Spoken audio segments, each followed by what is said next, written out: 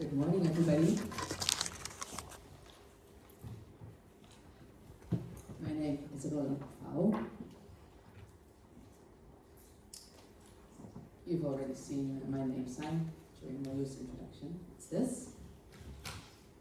And I'm delighted to introduce our first presenter, Tory Sampson. My name signs like this.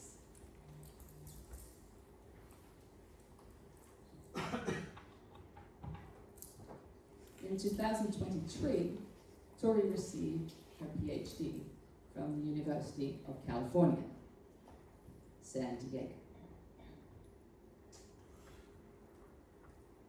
And in her research,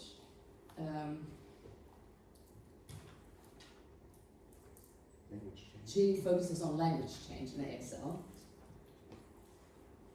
and namely, the base of her research is based on historical data from French Sign Language and ASL. And I was really impressed by her research.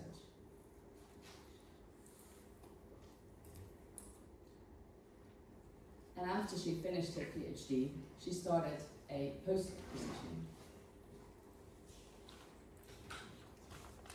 at Boston University, specifically at the BU Deaf Center. And her research now, on the one hand, focuses on the reading skills of deaf children, and on the other hand, on the relation between iconicity and movement repetition. And this latter research, that's also the topic of our talk today. So I'm Tory. Thank you for being here, and the floor is yours.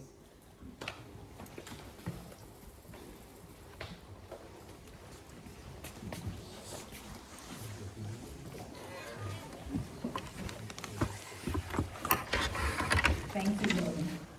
Thank you for that beautiful introduction.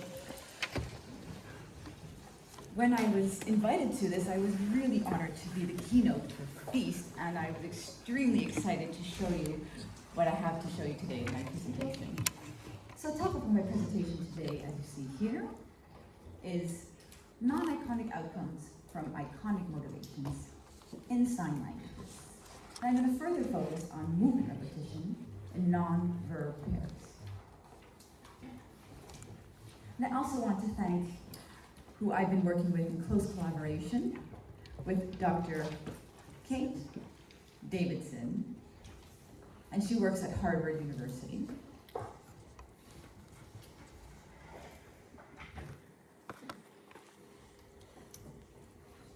So as we know, repetition is used in many languages worldwide. And they take advantage of this repetition. And I'll show you some examples of how different languages use repetition in pluralism, aspect, and intensifiers.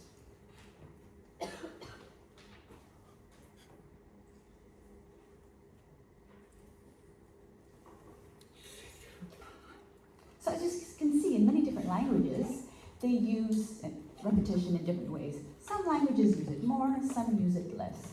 Like English does not use repetition so much in regards to trying to convey verbs or nouns. However, when looking at repetition in nouns and how they're used in sign language, we can see that there's a great use of repetition in nouns, but not only in sign languages, even in spoken languages. So for example, in a Jamaican language, the word for this bird is check check. And this actually refers to the checkered pattern. And so it has a Jamaican word check. And so it's used in more of a metaphoric way because it's gleaning from the actual pattern from the bird. However, it's somewhat iconic. But it does require that extra cognitive extension to use the metaphor aspect to understand check check. when you look at the sign for ASL, for a bird in ASL, here we see high degrees of iconicity. So you see that the bird is on the signer's face, and that's the beak and the hand and the movement, and you see that repetition in that iconic mapping.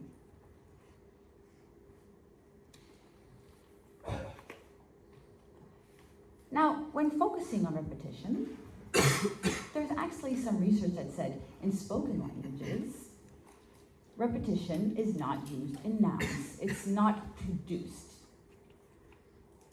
So nominal repetition is not productive in spoken languages. This is what the research says. So when looking at sign languages, is that also the case? This is what I'd like to look at. So as you also know, movement repetition is used quite rapidly, a lot in noun-verb pairs. And they are, so as you know, noun-verb pairs are signs that are semantically associated. And there are different noun-verb pair categories. So of course, one is usually static and the noun-verb, and they use different numbers of repetition. Sometimes there's one repetition, or sometimes there's two or more. I'd now like to look at an example from Lithuanian Sign Language. So here you see the verb to fly, and it's one movement. However, when looking at the sign for airplane, you see that the nominal verb, the nominal word uses repetition. So I was quite interested in this, and I wanted to look into it further. And actually, there are many number of sign languages that use noun-verb pairs. For example, Chinese Sign Language, American Sign Language, and many more.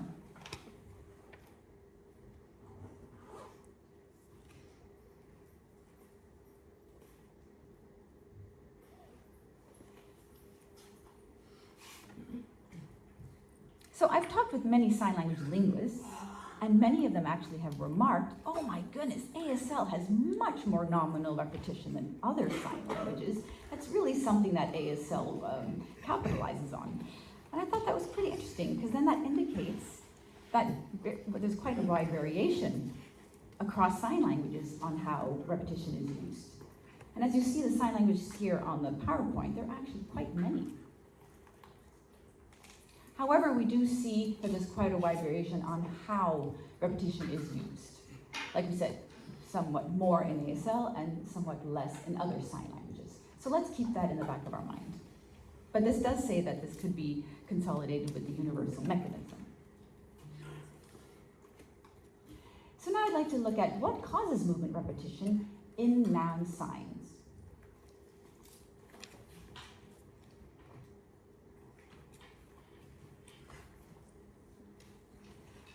So you could say that accounts of nominal movement repetition can be divided in two broad categories. Iconicity, of course. Sign languages draw heavily on iconicity. And the other is nominalizing reduplication. And these two ideas are not mutually exclusive. And actually, I think that they could be quite synergistic. But we do need to prove whether these ideas are in fact accurate representations of what we are seeing. And we need to see how that works together. But I'd like to first look at iconicity.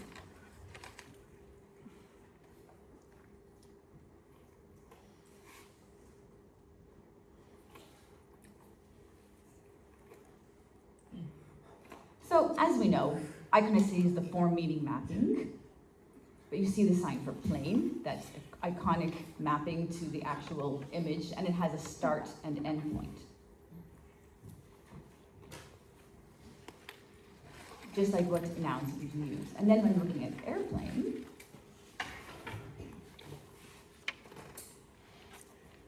iconicity also supports this signer, because the signer wants to actually not look at the start and end point, but mark the actual movement. And so it takes advantage of the phonology. And it keeps it much more to itself. It's a 2 tense movements are included.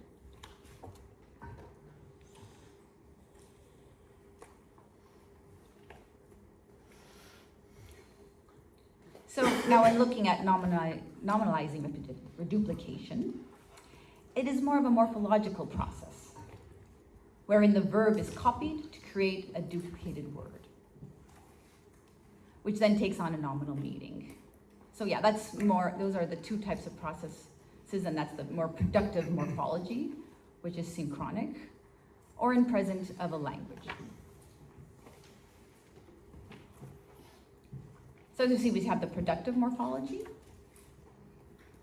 which is more synchronic. It can take this one word and any verb and then see, how can I make this into a noun? Or there is, in the present use of language, the more historical processes, wherein morphological patterns emerge through years of use. So it's not synchronic, it's just more of a pattern.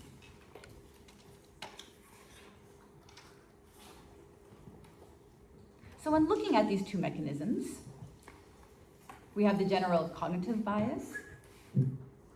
That could explain why all sign languages use movement repetition in nouns, just because that is just what our cognitive biases have. Each signer they've created this, and they can use that in new sign languages, because that bias gets pulled into their language. So that could be through years, through the languages. Maybe one sign language is, I want to use repetition, and they take it and run with it. And maybe other sign languages says, okay, I could use repetition, but I would rather choose another strategy. And so this really varies across languages. I'd now like to look at one study from Pyers and Emery. They also looked at model movement repetition, and then they said it is not iconic. But let me take you to the back a little and explain why this is.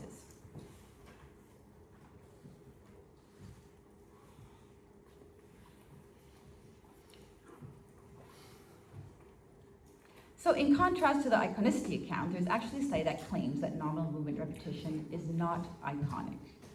So Pyers and Emery had groups of hearing non-signers and deaf signers try to guess what known ASL noun and verb signs are. And the noun always repeated, and the verb was always only one movement. And so they asked the participants to choose from these 2 pictures. So the one is, as you can see, they are about to sit, it is the action. And one is a picture of a chair, and that's an object.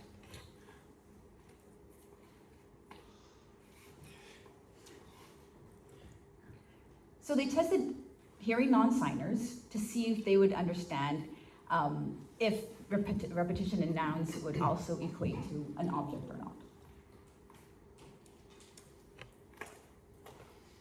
So they seemed to do well when they looked at the accuracy. The authors investigated the accuracy of the 2 groups, and they seemed to do well with verb signs.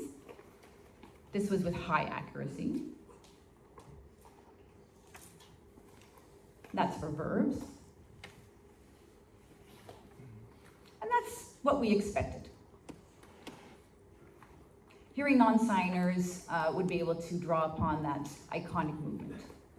However, when we looked at the non-signs, see, here we see that deaf signers score high on accuracy, while hearing signers show a low chance accuracy for noun signs.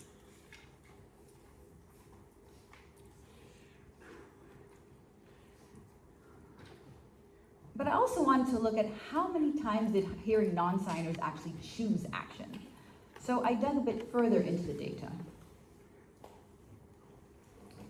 So now I looked at hearing non-signers only. So when I reinterpreted the data and looked at only the hearing non-signers, they kept actually on choosing actions. regardless of whether the sign showed, as you see this one, a singular or repeated movement. They always showed the actions picture. And so I was also wondering then, this could explain why there was such a lower accuracy for the nouns.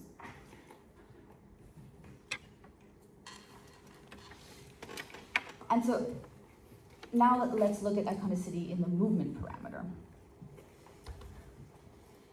Personally, just from my own experience, I've seen that movement appears as one of the more robust iconic mappings.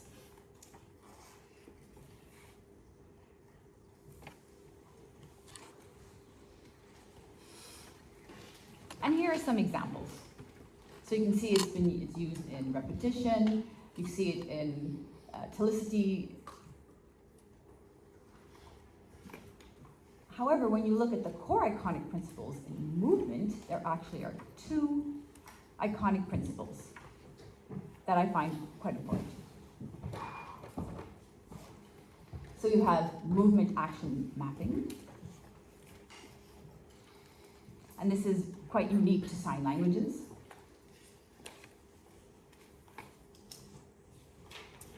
And secondly, you have atomicity, both of which I will describe. So and this is in spoken languages, sign languages, and written languages. But again, I'll get to this later.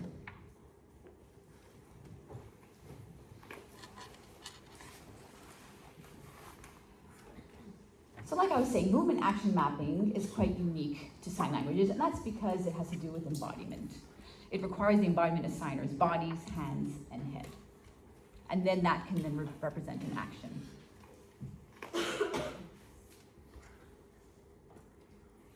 So let's say you want to explain that there is a man taking a picture.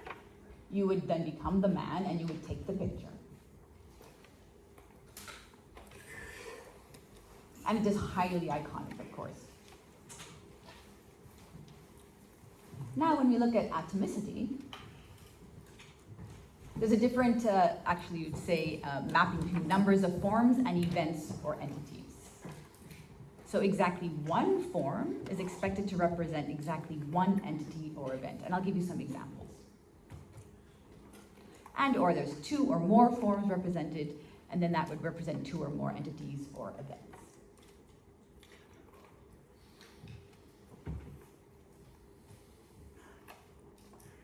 So this form could be a sign, it could be a word, or a movement. And that would always equal the amount of the entity and or event. So one movement for one picture would be one event, taking one picture. It could not represent taking two or more pictures. It has a one-to-one. And I'll show you the next examples for two form equaling two identity. So the sign for children. You wouldn't sign child, you do children, the plural of. Similarly, for the movement of multiple movements, of multiple people, or multiple, or plurificationality. And you see this in all sign languages.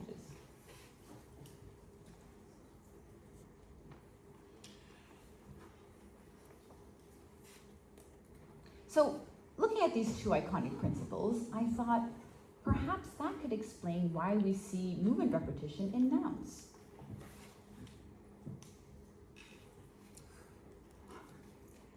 Again, this is a very highly iconic movement, the sign for taking a picture. And with atomicity, it's highly iconic. And the iconic principle of atomicity, which does exceptionally well when it comes to representing actions, for agreement or telicity, you see that there's a lot of movement in a verb event. However, when you want to explain something like with an object, you want to denote an object, this causes actually tension with the movement action mapping principle. So they kind of collide, and out which arises nominal movement repetition. And if you disagree, I'm more than happy to talk about this during the question and answer period. But this is what we're drawing on. And this was drawn upon 3 experiments. We actually had 2 questions that we wanted to answer.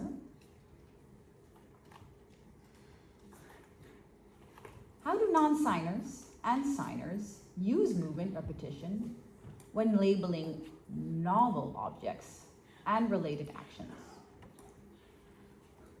And the answers to this question then leads us to the second question.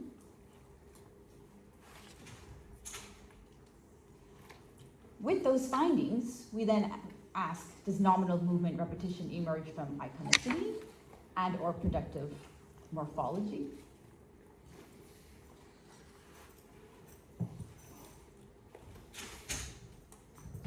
So we did 3 experiments. The first one was more of a validation study. We developed new stimuli, and this is stimuli that we just wanted to validate.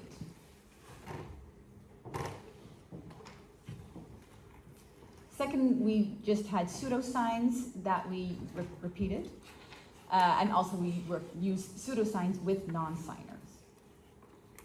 And then we replicated this experiment. We used the same pseudosigns repetition, but with signers.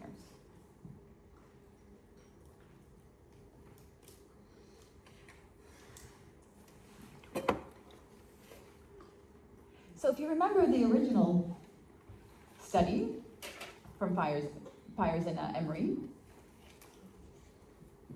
again, we don't know if the hearing non-signer can imagine the action of sitting if the repetition had an effect on it, because they use static images of actions and objects, which is a confound because we do not know how the participants represented the action. So was it a single action of sitting or multiple? So that's just something, so we want to draw on their familiarity, but maybe they thought, oh, I know this, and they're just like, I'm just going to pick this one. This is so easy. They didn't even try and further think if it would be one or the other. So that's why I wanted but I wanted to make sure that there was more of a control for the number of repetition.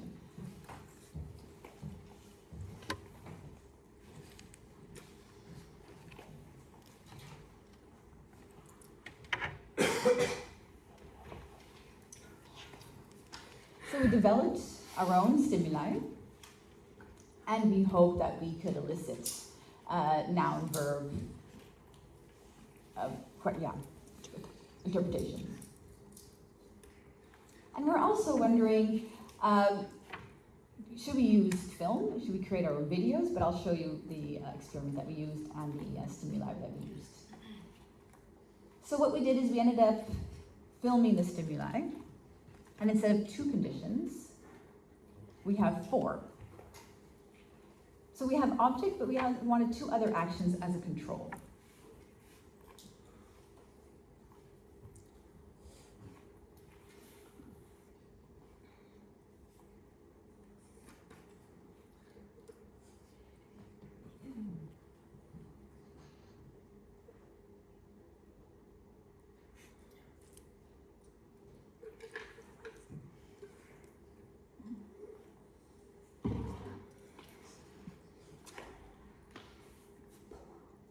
So we chose actually to have 4 stimuli for more contrast between actions to help us better understand the principles of movement, action mapping, and atomicity.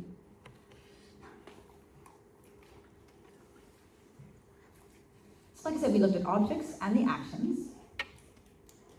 And as we know, they have intrinsic properties that differentiate from others. And we wanted to make sure we wanted to balance these. So we had movability, where the item either had intrinsic, inherent moving parts or not.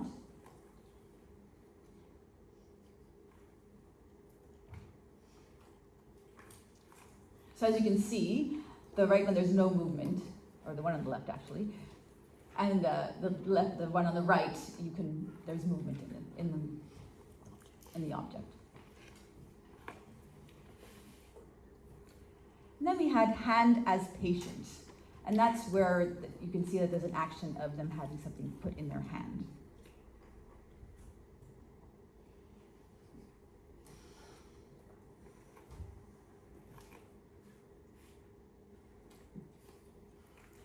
You can see the one is a receiving action on the right-hand side. And then we also wanted directionality in the movement. And just to make sure that there's meaningful movement.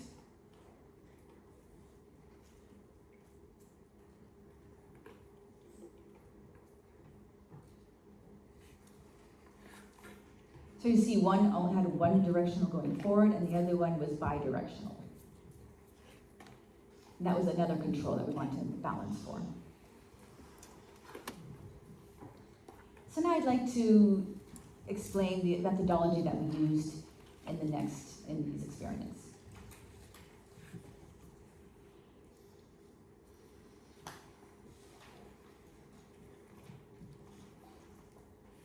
So each participant saw 60 stimuli. And that was the PCI Bex. They had the Latin squares design is what we used. And there was 2 video responses that they could choose from. And we would ask them, please choose the option below that best describes what you saw in the video.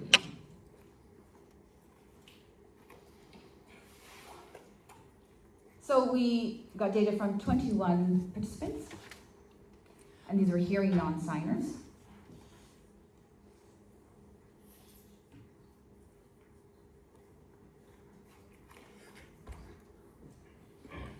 And we also want to understand, did they understand the difference between the noun and the verb? So we also had pseudo-English morphology that we expected to be differentiated. And so we wanted them to be able to differentiate and associate between an object versus an action. And so what we used is we had these pseudo words with the ending of ER for an object and the ending of ING for an action. But I'll show you some examples.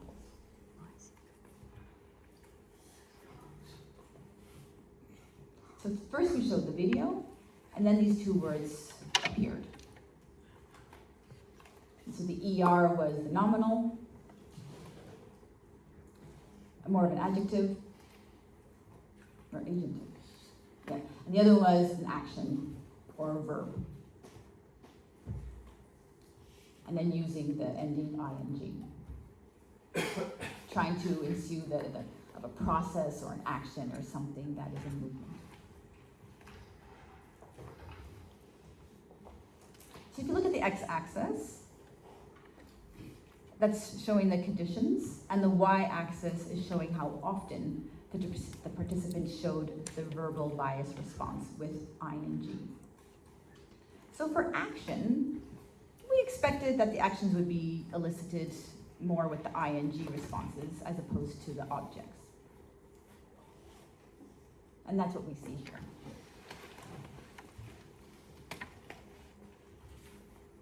So as you can see, the objects are much less response compared to the action.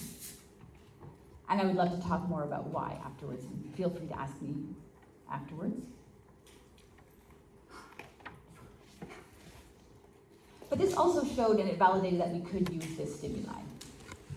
And so it was validated as eliciting nominal and verbal interpretations and can be used henceforth. So that brings us to our second experiment. We looked at, is nominal movement repetition iconic? And how do non-signers employ movement repetition to describe unfamiliar actions and objects?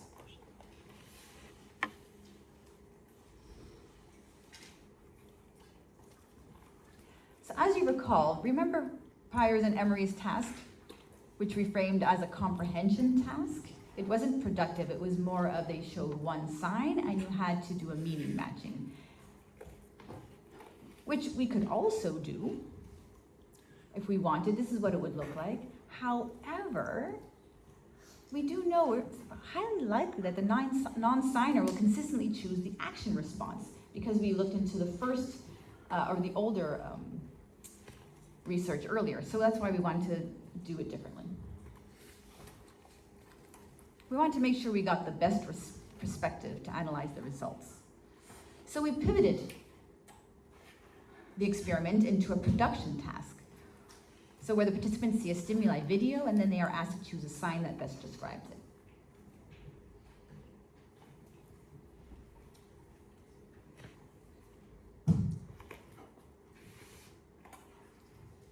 So we had 20 participants, 20 non-signers,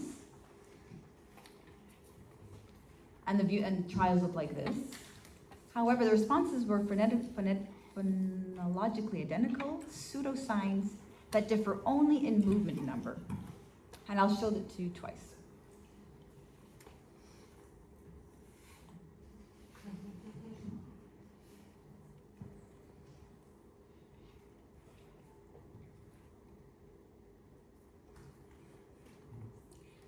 I'll show you one more time.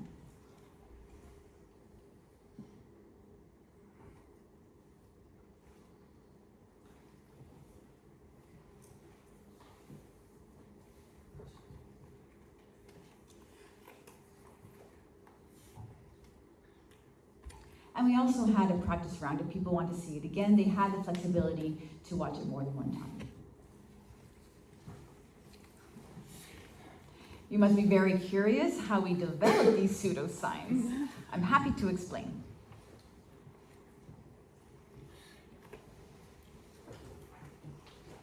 So when we developed the signs, we made sure to keep movement, manner, and length identical for each iteration across the responses.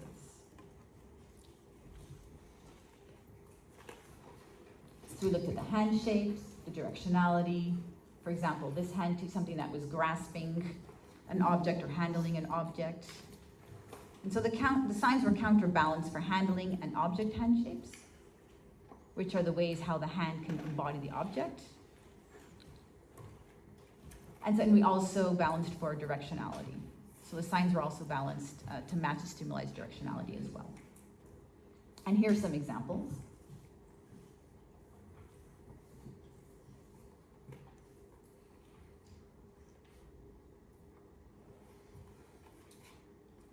Here's another example.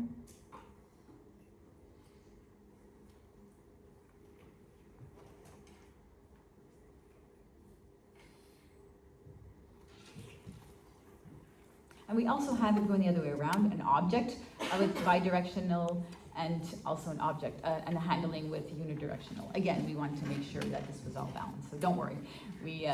So then we developed all the pseudo-signs and we were ready to go ahead with our experiment.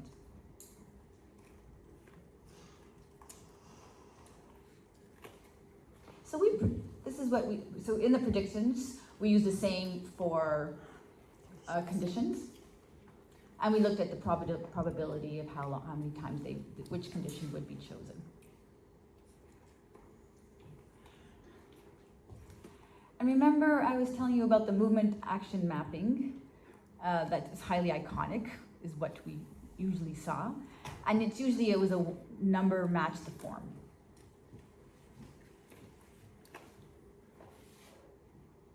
So if it's two or more actions, we saw that they would usually choose a repetitive movement with two or more repetitions.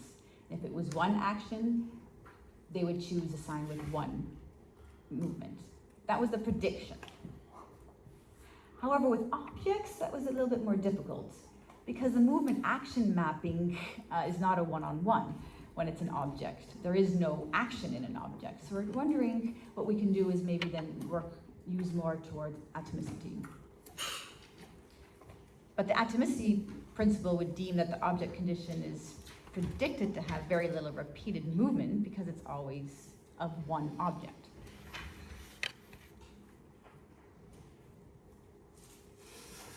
Are you ready? Here are the results. So actions are as expected with a ceiling and floor effect. Really, really robust. It's very strong iconic mapping. We were really impressed. However, when you looked at the object condition, it shows some repetition in contrast to the single action and the 2 and 3 actions. But I think we can explain the ceiling effect because of the synergistic use of atomicity and movement action mapping, how we have our mappings to the world around us. That is explained.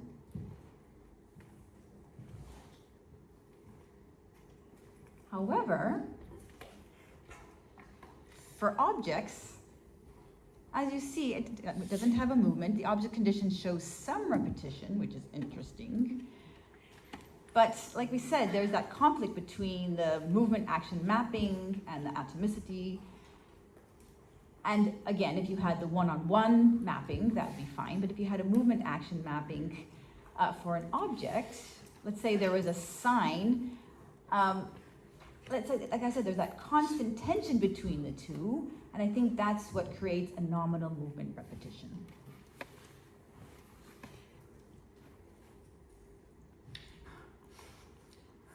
So if you remember these two schools of thought, iconicity is maybe not such a great way to explain it. You have to go around a bit and find out why it would be used. However, it's not so straightforward when looking at iconicity. We do think it arises from the consequences of the conflict between iconic principles. So now we want to move on to testing whether nominal movement repetition can be accounted for using productive morphology. And here we go now to our third experiment, the pseudosigns with signers. And our aim in this experiment was to look at, is nominal movement repetition productive morphology? And yeah, if we're looking at the ASL signer, they said, yes, we do have movement repetition in nouns. They do use that parameter a lot, but do signers use repetition systematically in describing and naming?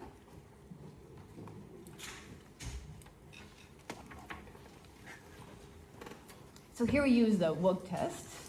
We didn't follow it identically. It wasn't an identical replication, but it was very similar. So we look at Depkeyer's, of course.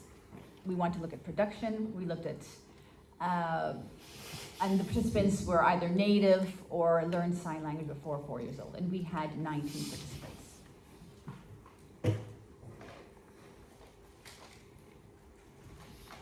And so the deaf signers, of course, use both modality. They have experience in both languages.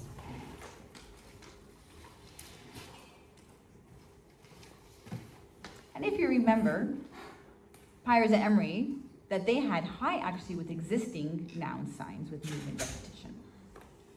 So we use the identical experiment paradigm as with hearing non-signers. You can see that here.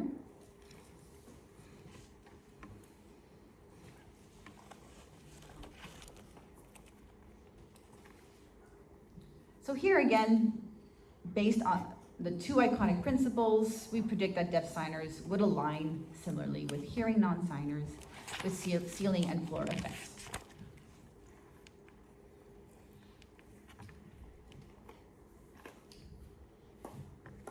And this is what we expected. The ceiling and floor effects and the action conditions. And now let's look at the objects.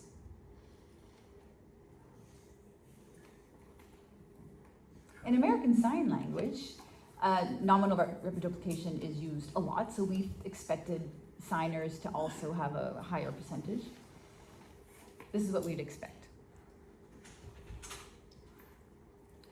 So first I'll show the results of the hearing non-signers, and this is for action. Quite interesting, quite similar to the hearing non-signers. Somewhat a small effect, as you can see here.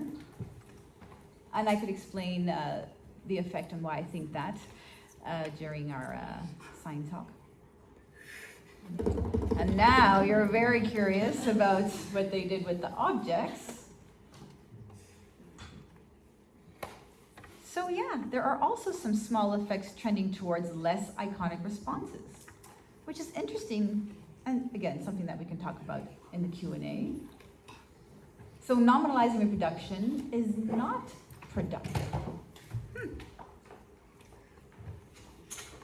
And there was no effect of modality or language experience, or at least how people would understand nominal reduplication rather, used in their own language.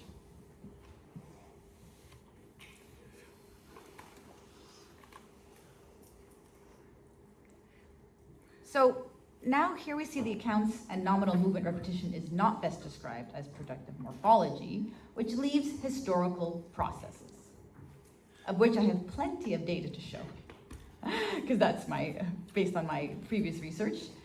So first I'll reframe our understanding of movement repetition in noun science. Because we had these two theories, but we're going to modify them a little bit. When we look at the school of thought of iconic, I'm going to call it iconic-ish. Because yes, we have the movement mapping, we have the atomicity, and it does then lead to nominal movement repetition, and that still draws somewhat on iconicity, the biases that everyone has shared image of what iconic principles. So what we see in, if I would say most sign languages, if not all sign languages, there is nominal movement repetition. And then when looking at nominalizing reduplication, it can actually be better characterized as a lexicalization process, reflecting linguistic developments unique to each sign language. So like we said, like in the American Sign Language, they have drawn more upon it. We don't know why or how. We don't know the comparison between sign languages, but just upon rhetoric, that's what people seem to have noticed, and other sign languages use it less. So it's quite varied. And I think that's also due to the historical use of a sign language and how it has lexicalized these items over time.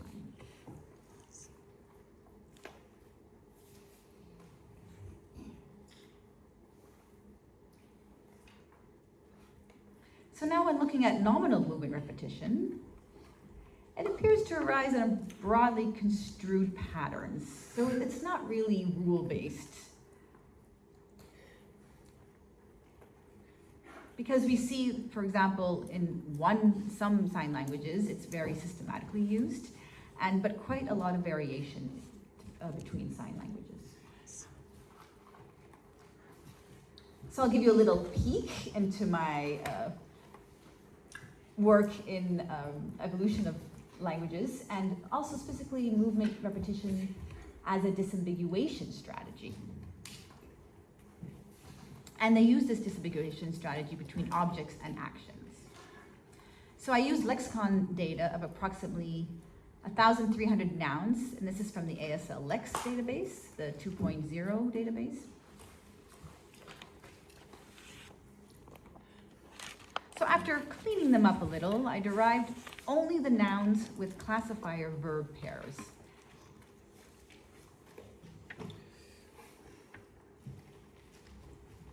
I took these classifier verb pairs and then I divided them into two groups. One that has only singular movements, and one that has repeated movements. And these are for the noun classifiers. So here you can see three classifier types.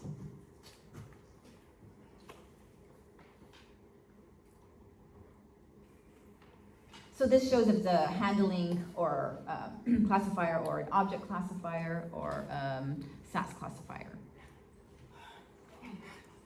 So again, they can be characterized as denoting with repeated movement or a single movement. And as you know, size and shape, they also have their properties, but there's no action. It's descriptive. But with repeated movement than those with single movements. So, what we expect is more nouns with the SAS pairs, and the single movement for noun classifiers with the handling or the object verb pairs. What we expect, we predict more that have repeated movements. And once again, we do this because we want to disambiguate between the noun and the verb, and I think we use this strategy to do so.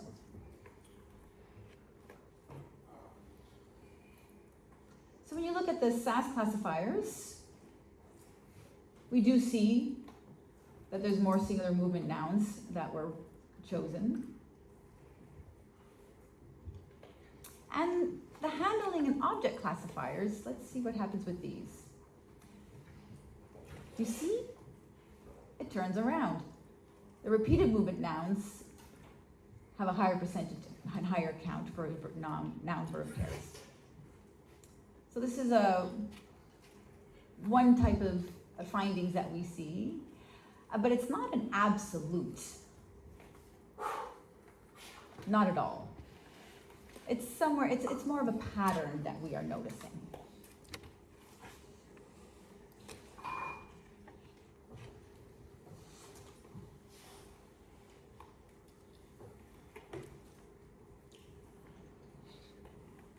So if you look at the videos above,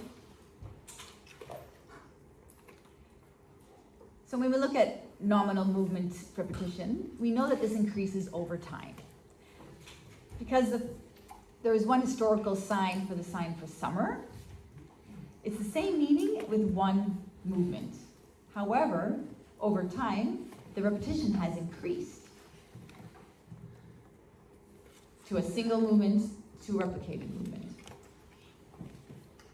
And now when we're looking at not a noun verb, only a pair, is this a noun verb pair? Must and need? No, it's a modal. Must, need. And there are many other sign pairs that have a singular repetition and repetitive ones, not only in noun verb pairs. So we need to look at diachrony, and I think that will help answer some of the remaining questions.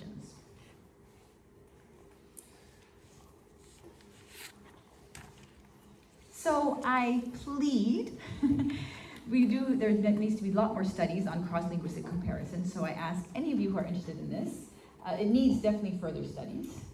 We would like to do cross-linguistic comparisons, but also cross-modal comparisons. Is this only something that is prevalent in sign languages? And which sign languages? And which sign languages draw upon this more and why? And we also want to look at cross-modal comparisons. Like I said, is this also used in tactile signing or in written form? My collaborator Kate, when we've been looking at, she has written some very interesting stuff on this. And again, if you're curious about this, you can ask me in the Q&A. We also want to see the interaction of repetition with morphosyntax, because you do see repetition in morphosyntax. And sometimes there's a repetition drop from 2 to 1. And this also needs more research. And there are some sign languages that have not drawn upon this strategy.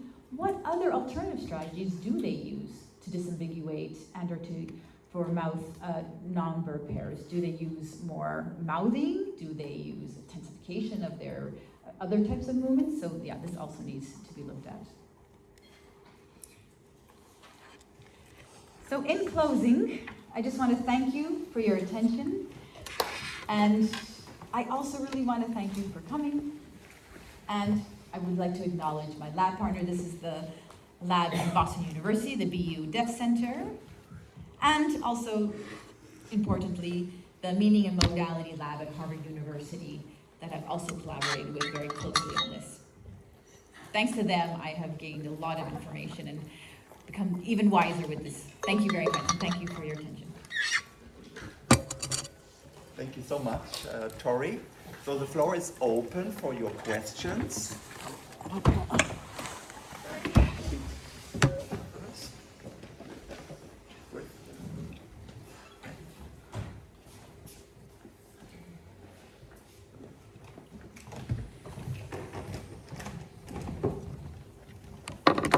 Thank you so much for very, very thought-provoking talk. I've been thinking very hard for all the talk. Maybe you want to give your name? My name is Sveta Dachkovsky.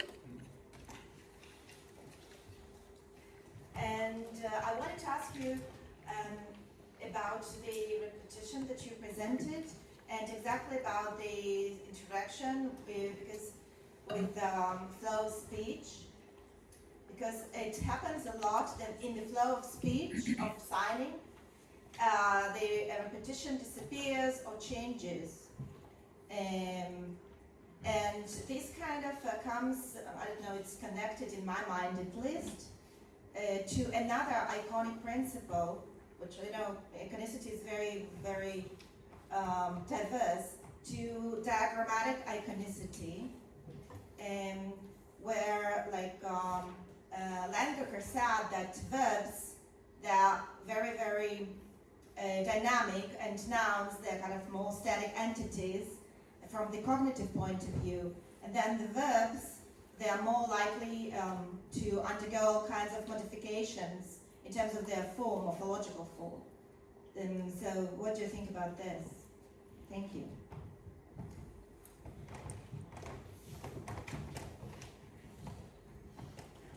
Thank you for your question. So if I understood your question correctly, there's a noun sign drop. You're focusing more on the nouns. Within noun signs, there could be different reasons why there is a repetition, a drop. Perhaps in the sentence itself, it's at the very end, and so it pulls, if you will. It wants to keep the length of the sentence, but if it's in the beginning, it wants to be quick enough, so then it would just drop the repetition. So perhaps clause structure could impact the reason, or phonology. It could be a phonological reason. You know, also when you look at moras, so the mora has been complete, and so they just drop it because it's not necessary. And if it's and I think maybe based more on necessity as well. I think there's different reasons why there is a movement, a drop. But yeah, definitely something to look into. Does that answer your question? I'm getting a yes. Great. Thank you. I'm Tory. Anna Fredrickson from Brooklyn College. Thank you so much for this interesting talk. I have a question about the sign movement pairs, the number of pairs in ASL that don't have a classifier base of resolution. The signs that don't have a sort of classified base, if you will. So you showed us these nice data on like how the classifier type might matter. But for the signs that don't have that, I'm curious to know what you think about or know about whether frequency plays a role and how consistent the movement differentiation is between these number of pairs.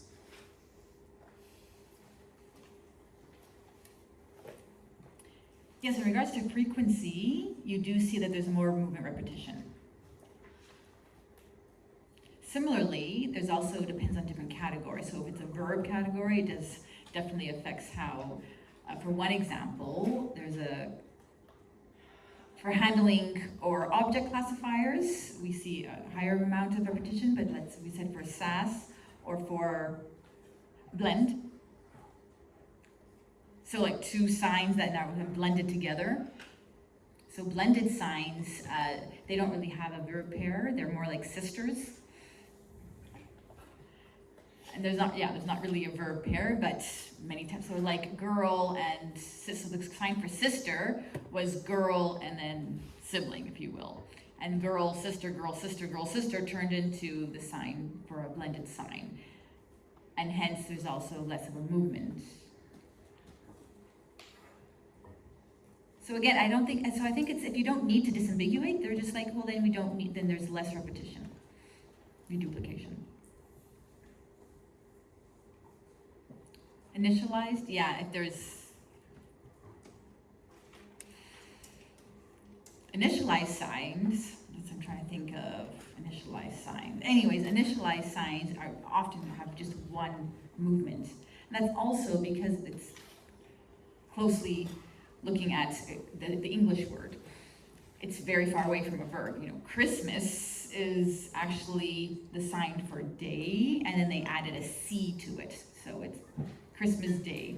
So you don't need to disambiguate between a noun and a verb, so they don't then use any reduplication strategies. I am currently, my paper is currently being looked at. Actually, it's going to be published soon. So I'm going to have to wait a little longer, but thank you. In the center of the room.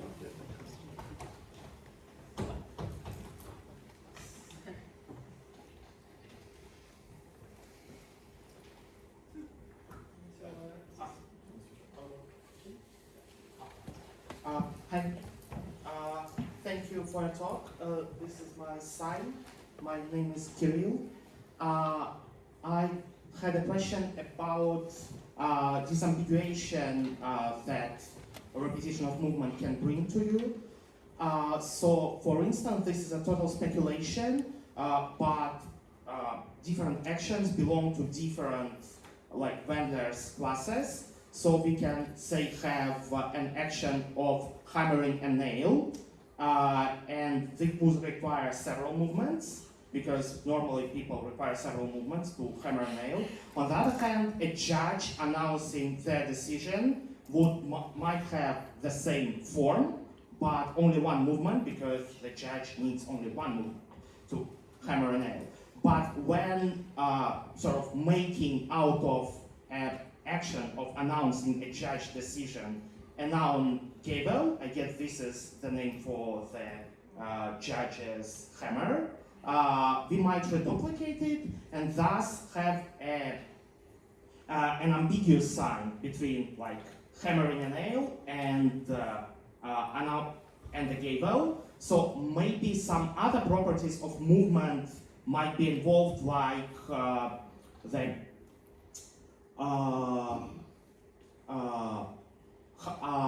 how big the movement is. Either it's a big one in hammering a nail or a smaller one for the gable. Could you maybe speculate on that, judging on your data? So what do you think and what evidence you have? Thank you.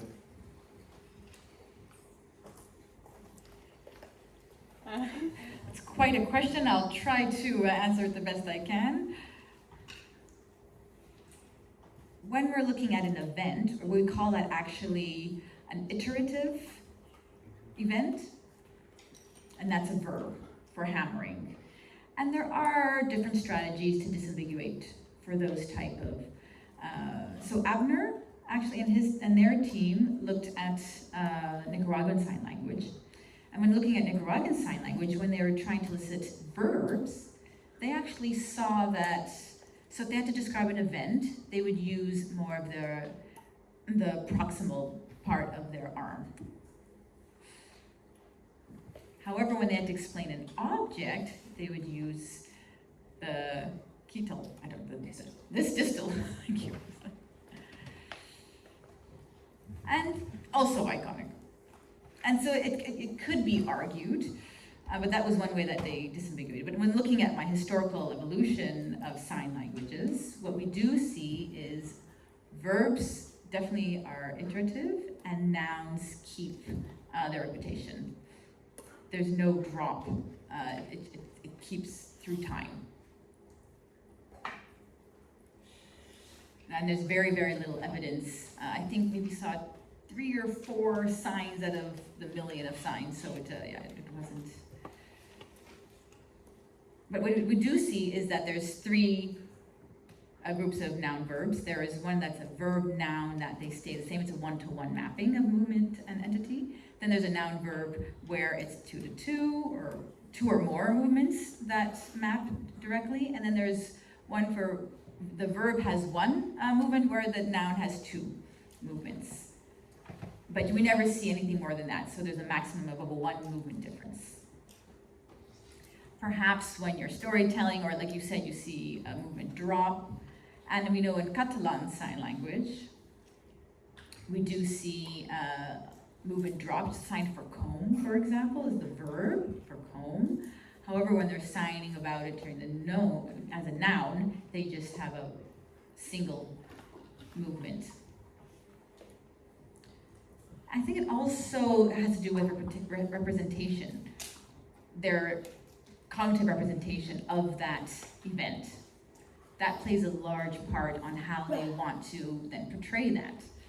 But there's quite, a spectrum, and what initially causes all the decisions to be made? What is the effect?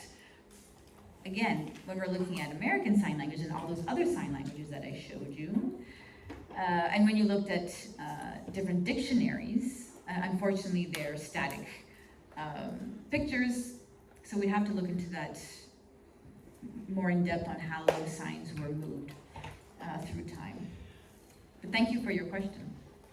Yeah, we have time for one more short question. There.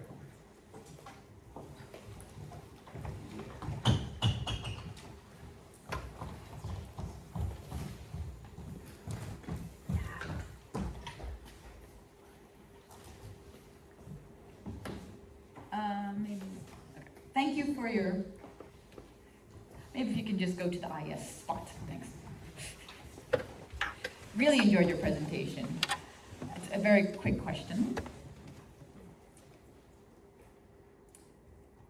I remember that the research from Ronnie Wilbur in regards to reduplication, but there was also one in regards to return. So the signs you did for the validation stimuli, you had one movement versus a few movements, and I was wondering, what was your control for that? There was no return in your movement. Can you maybe explain a little bit more about that aspect? Tory, great question, thank you.